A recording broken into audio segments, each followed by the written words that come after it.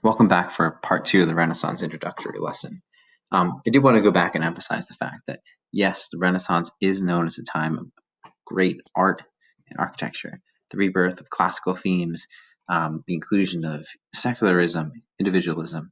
These are some of the things we're going to discuss when we go through the different art assignments. But it's also a time of transformation of government, the economy, and society. The government is going to be much more centralized. The economy benefits tremendously from overseas exploration and expansion. And the society also changes a lot. So let's get into this a little bit more properly.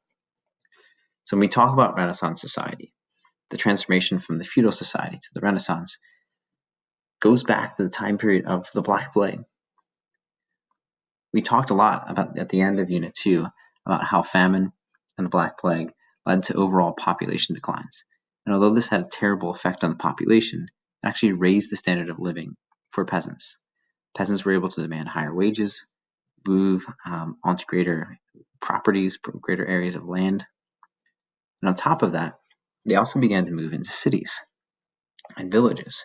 And this process of urbanization drastically increases the urban population at this time.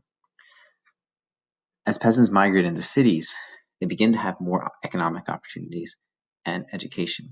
Although it was still pretty rare for peasants to be educated at this time, we do see a growing class of middle class people having rising literacy rates. And one of the biggest reasons why is because of that papermaking and printing press technology we talked about coming from China finally makes its way over to Europe and is revived, revised, and turned into a tool that will lead to the spread of ideas. We'll talk more about the printing press later, but one of its significances is the fact that literacy will actually increase and the access to education will increase because of the fact that printing makes books, pamphlets, printed material cheaper. I just want to direct your attention over here to the left-hand side for a second to this picture, a painting by Peter Bruegel the Elder. If you notice, this is just a scene of everyday people dancing at what looks like a festival. These peasants are significant because this is not your typical theme of artwork that we saw in the medieval time period and even in the early Renaissance. What's lacking? There's not really much of a spiritual theme to this. This is secularism, humanism, and individualism at its very best. So one of the huge transformations we see during this time period is going to be the growth of merchants and that merchant middle class. Obviously, merchants are going to be the class that benefits the most from overseas trade. And that starts right away with the Silk Road trade in the Italian city-states.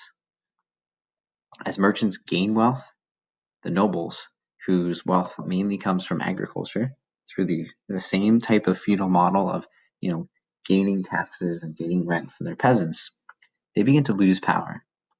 And this is really significant because as the merchants gain more and more power, they begin to believe and embrace these ideas of humanism and individualism because they think that their positions came from merit rather than heredity.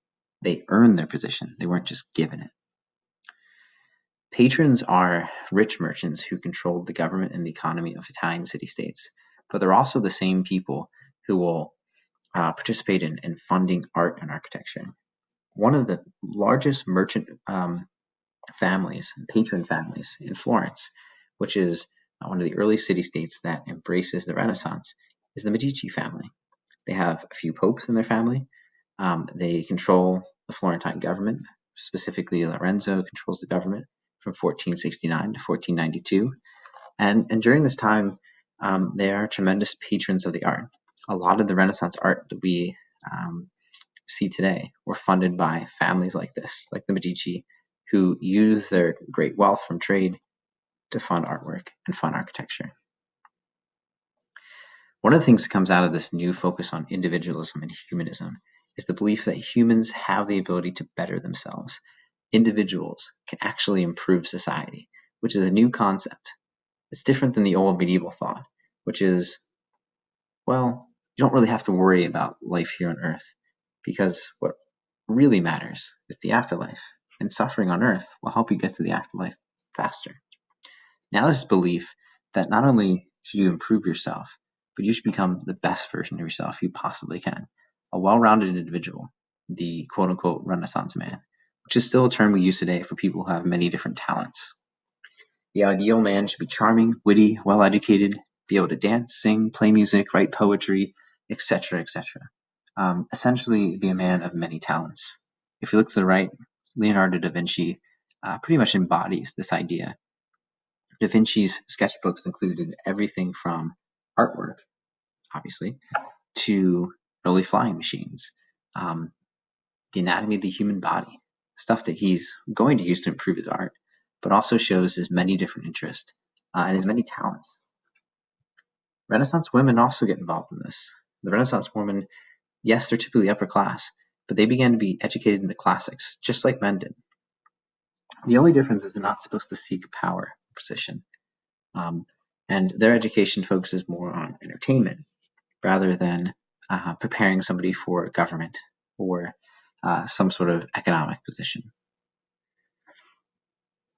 I think it's fitting that we save Renaissance religion for last because it's constantly there.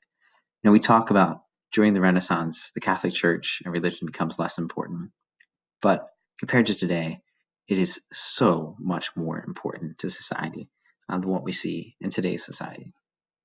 So what is the transformation we're seeing? Well, yes, there is a declining role of the church, and there's a lot of different reasons for that. First of all, the medieval church was very, very powerful. It was the one thing in a very decentralized Europe that actually united all the different groups. However, there's certain things that happened during our Unit 2 lesson that we talked about that are going to slowly start to take away power from the church and cause people to question whether or not popes, priests, bishops should have the power that they do. The first thing is the Crusades. The Crusades are militarily, strategically a failure, and this begins to weaken the power of the Pope and increase the power of the kings. But of course, you guys know that because you had that on your Unit 2 project. There's also lots of scandal. Popes who buy their way into positions, nepotism, which is when families appoint family members into a church position. All of these scandals we'll get into more detail with later when we talk about the Reformation section. One of the biggest scandals is the Avignon Schism, which happens right at the very beginning of the Renaissance. The Pope is supposed to be this infallible person who is chosen by God through the cardinals. But at one point during this time period, there were 2 and then 3 people who claimed to be the Pope and the rightful heir to the throne and leader of the Catholic Church. Well, the more people who claim to be the Pope, the less the status and the prestige of the Pope is going to be. So these themes of secularism and individualism are going to cause a transformation in society.